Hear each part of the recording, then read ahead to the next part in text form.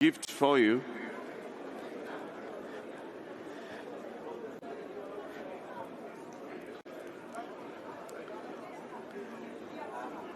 This is a gift from the Devolution Conference Steering Committee.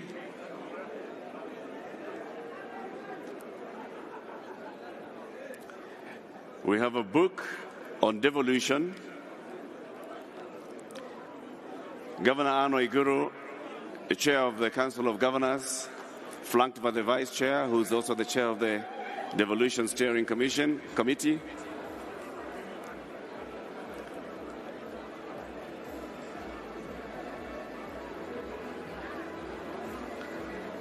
And that other present as well.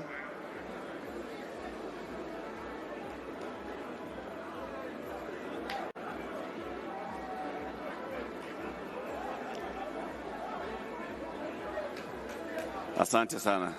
Asante sana. Our chief guest, we thank you very much for joining us. We'll be proceeding to lunch to my right. Ladies and gentlemen, our afternoon session begins in an hour's time after lunch. Lunch is served just like yesterday, delegates to the left and guests who have invitation cards to the right. And then we will be convening for our afternoon session, where we have several breakaway sessions. We have several breakaway sessions, 4 breakaway sessions. One breakaway session will be on agriculture, which will be in room number 3. Room number 1 will be hosting empowering youth for inclusive economic growth.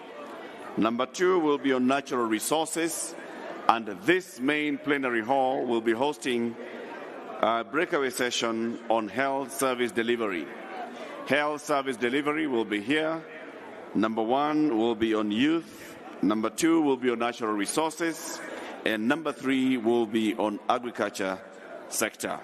Those are the 3 breakaway sessions.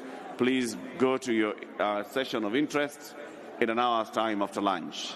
Enjoy your lunch, ladies and gentlemen.